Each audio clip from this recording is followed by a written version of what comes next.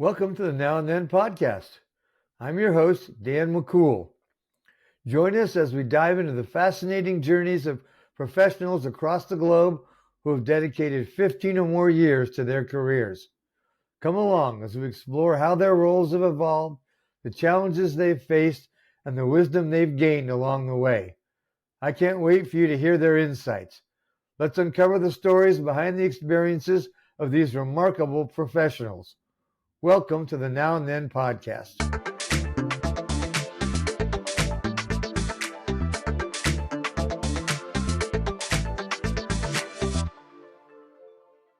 Hello, and welcome again to the Now and Then podcast. Today we're going to continue our discussion with Jeanne Davis, special ed teacher, and she tells us how she managed to get through COVID as a special ed teacher. I'm looking forward to this fascinating discussion. Welcome, Jeanne. Now, here's a big question here that I'm sure had a lot of effect. I'm interested in how COVID-19 impacted your profession with remote learning and all that.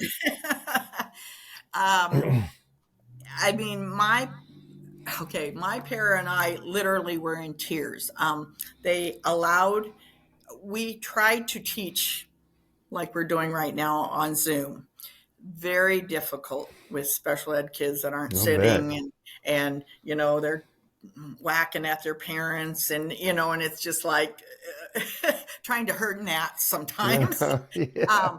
So I did do little packets. I don't like to do a lot of Xeroxing and stuff, but at that point, there wasn't a whole lot of options. And so every week they would come get that week's worth of work and do it and send it back as much as they could do.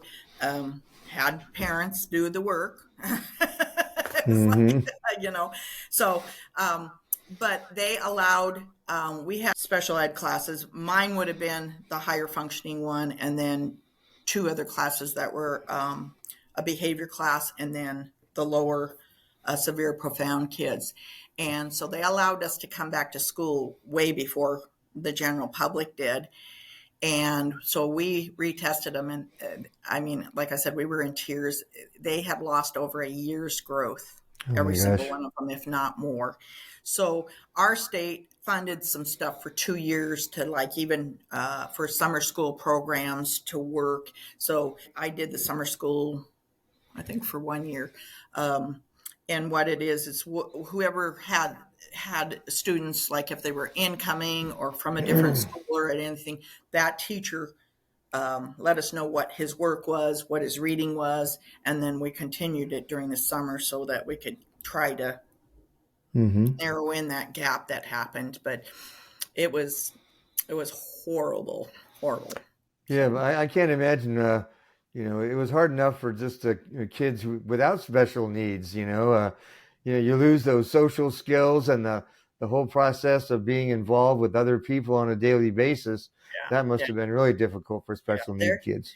Ever since COVID, and it's sad to say this, but many of the schools are putting in mental health counselors now, and we never had them before COVID, and and I do believe a lot of it stemmed from there. So yeah, it was a rough time for everyone, and I think we're going to suffer the effects of that for years to come, decades probably. Probably. Yeah. But and then there's I had a young man, and bless his heart, I'd find fun books and stuff and made an arrangement with his mom to come in before school. And so I tutored him a little bit before school just to try to bring in a gap. And then I had a mother who did not want her daughter back into the classroom because she was so worried about COVID and her daughter getting it.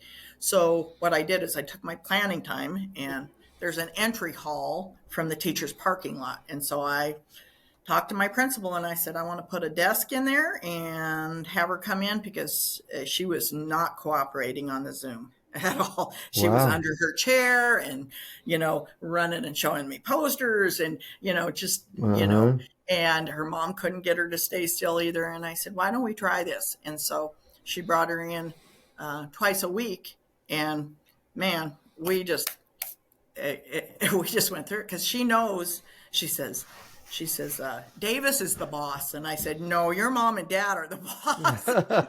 but she knows I will put her in a timeout, or a thinking Mm-hmm. chair is what we called it. Mm-hmm. But by the next quarter, her mom said, oh no, she's going back full time. You've done wonders with her. Wow. Wow. so, Well, so good. so I gave up my planning time, and that's okay. It's all about the kids. Well, good for you for going the extra mile and finding an innovative solution that would work for everyone. Even Yeah, though it was it was more inconvenient for everyone, but you it's got the okay. result you wanted. Absolutely, Good for you, absolutely. Jeannie. Mhm. That's wonderful. Um, so the next question I have would be, what advice would you give to someone starting as a special needs teacher today, based on your experiences? Well, always know to keep educated. Things change. Enjoy what you do. Don't don't. I mean, it's just like we tell our students: ask for help. If you've got a difficult student that's just really knows where to push your buttons and stuff, go talk to somebody. Have somebody come and observe. Get some ideas. But my motto was, I became a widow very early in life, and I was bringing my work home, and I finally one day I just was like, no, I need to have my time with my family. And so I made it a rule. That's why I'd go in so early in the morning, is I did not take work home with me. And the biggest thing is, every day, every student starts out with a new slate. They, you and I have bad days. Oh Some of the yeah. special ed students have really bad days, but they always, the next day, just calm. We're starting over. We're going to have a good day. And so hmm that's my biggest advice for them. Yeah, and that's really important. I know a lot of people struggle in their careers not wanting to ask for help. Yeah. Everybody struggles with that, and I hear that a lot from people. That if they wish they would have had a mentor, or wish they would have asked for help sooner. Yeah. Yeah. And the And wonderful part about that is, uh, people are more than willing to help you. You just have absolutely. to ask. And there's And a lot of great help out there. many districts are starting mentoring programs so Hmm that they're not floundering. And the other thing was consistency and communication, especially with parents. You hmm really have to keep communicating with parents. And like I said, the parent before that said, I didn't know they could do that. It's like, yes, you have to have expectations. And yes, you may have to reward them for a while, and get them excited about doing these things. But yes, there's no reason they can't empty the dishwasher at home. hmm Fill it, bring the dishes over. I've always had a room that had a dishwasher in it. And so it was nice to hmm teach, the daily life skills. Right, right. And setting those expectations just a little bit higher. Hmm. Not unreachable, but just a little bit higher. Yeah. And a Yeah. lot of times, um, when these students had siblings and the parent treats their child the same as the others. If you have a chore, they're going to have a chore too. And those are the students that were much more well-rounded, and Right. they're the ones that get the good jobs and stuff because they Right. listen and they're willing to work. Um, like I said before, the enabling thing. Well, Right. she's special, so I need to help her. No, you don't. Right. Yeah. Right. Show What her you how need to do help it. her. Show her how Right. to do Yeah. Right. it. What you need to do is help her assimilate. Right. Exactly. Yeah. Exactly. Okay. So that's quite a bit of advice there. If you just had one single piece of advice for a brand new special needs teacher, what would you tell them? Consistency and clean slate every day. Okay, yeah, starting over fresh and a fresh start every day. I like that approach. Yeah, yeah, Mhm. wonderful. Okay, so where do you see this profession heading? I mean, it's a Well, pretty big field, and it's yeah. it's Right now, most districts are in trouble money wise. They got extra money after COVID, and that has run out now. And so I don't think I could have done my job without my paras or my assistants. Like I said, right now the numbers are getting bigger and bigger and bigger, and the special ed umbrella is huge. But it doesn't matter where it's at. We need extra support, because Mm-hmm. it's sad to say, but special ed teachers, the burnout rate is 3 years, 3 years, and that's Wow. not very long. No. And I only know one other person besides myself that have ever made it over 30 years. But like I said, I loved what I did. So, Mm-hmm. you know, Mm-hmm. but, they're saving money by not hiring extra help for the teachers. And then it's gonna be a domino effect in the future. Hmm. They're gonna burn out good teachers, and, Yeah. it's sort of sad, but it's the way it is. Yeah, well, it is sad but true, and it's happening in a number of professions as well. I'm hearing Right, that too, that the things are just underfunded, and right. especially in the smaller groups, that kind of get swept under the rug a little bit, and Yeah. Well, that's and we talked about the school atmosphere and the school family. Um, some of the teachers, most all of them, have been so supportive and wonderful. And so, like some of the language arts teachers, what we'll do is, that we do silent reading at our school, and instead of them silent reading, they'll come down with books and sit and read.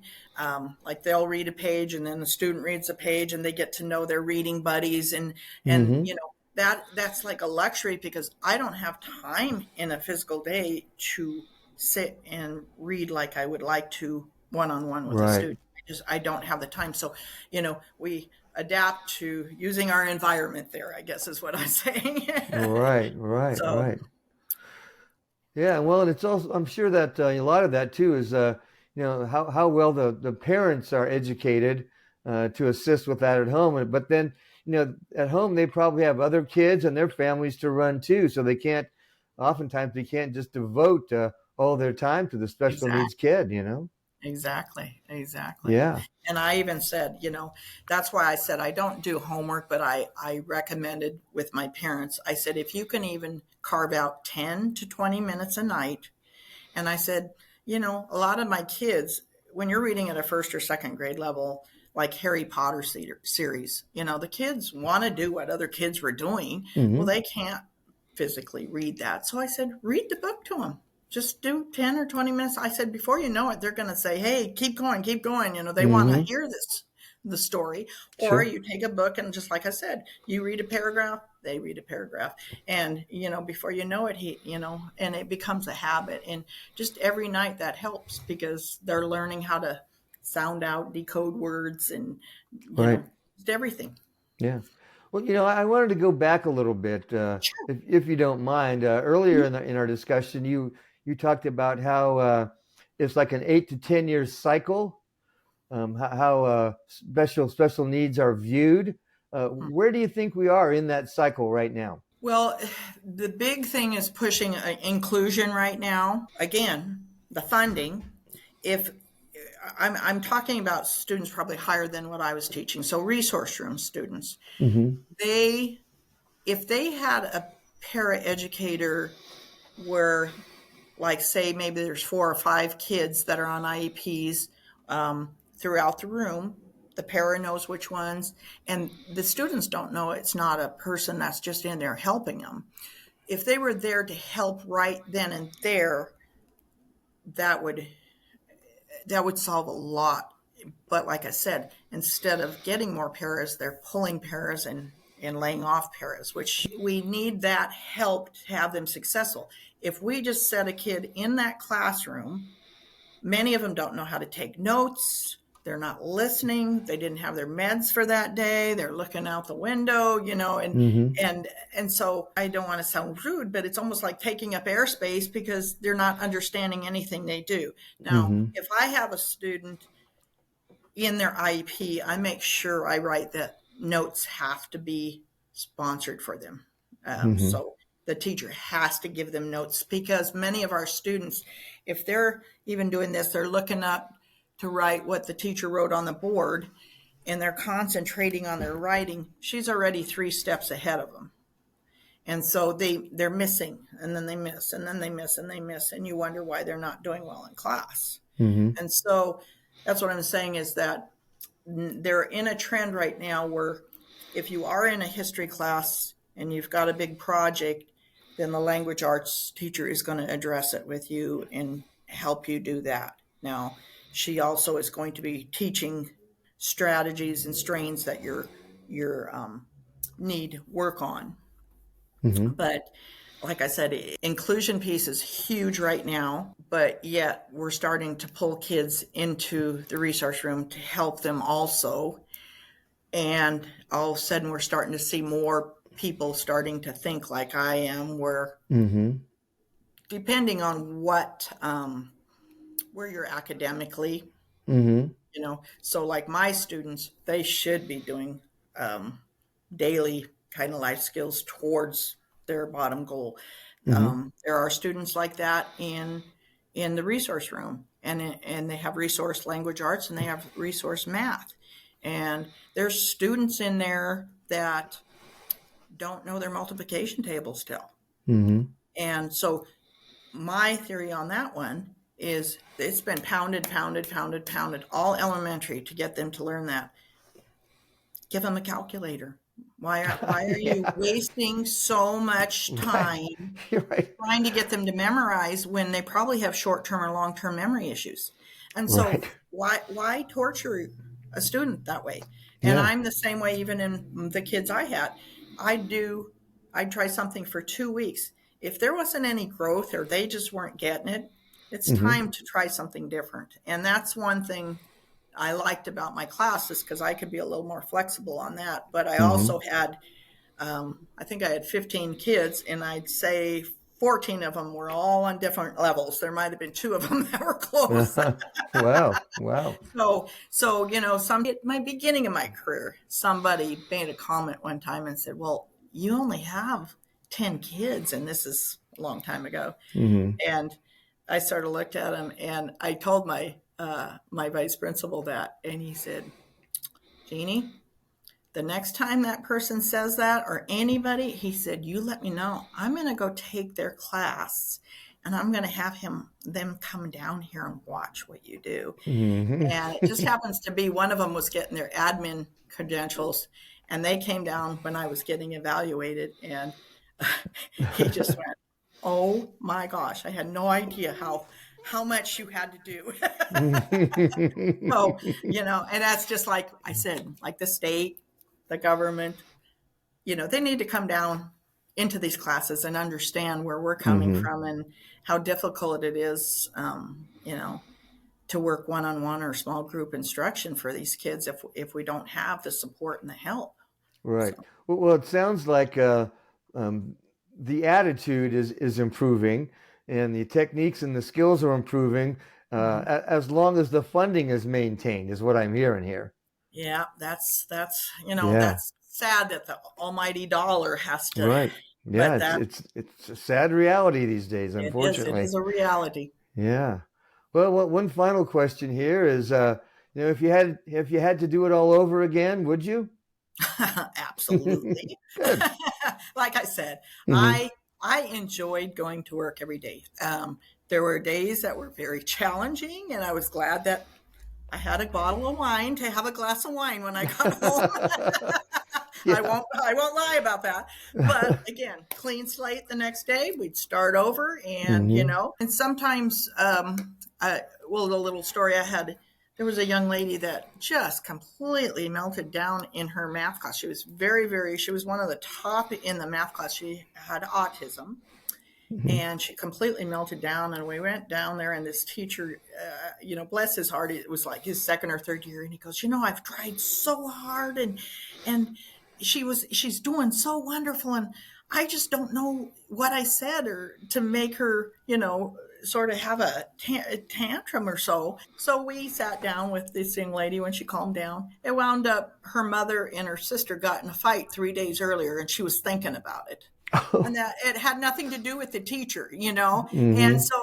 so you have to learn this about the kids and stuff. And a lot of times the first week of school, we'll give resources to our general ed teachers, and by law they need to include these kids, and I know it's difficult, especially if we don't have the help to be in the classroom with them. So Mm-hmm. that's it. But I absolutely loved what I did, and I miss my kids very much. I miss my peers, but Mm-hmm. I'm also traveling and having fun now. So There you go. Yeah. Well, you did the work and now you get to enjoy play. the fruits of your labor, Good Yeah, for you. yeah, And yeah. it's great to hear how much you did enjoy your career. You're extremely blessed to have had a career that you enjoyed. Mhm. And after talking to you, I can certainly say that the kids who had you as a teacher were certainly blessed as well. Well, thank you, thank you. And They're I want to good. thank you for being a guest here today, Jeannie. It's been an absolute honor to speak with you. All right, thank you so much, Dan, for having me. Yeah, you're welcome. All right, take Okay. care. Well, I hope you enjoyed this episode of the Now and Then podcast. If so, then subscribe, like, follow, throw money, do whatever it is that you do to show support. We really appreciate it. Stay curious and carpe diem.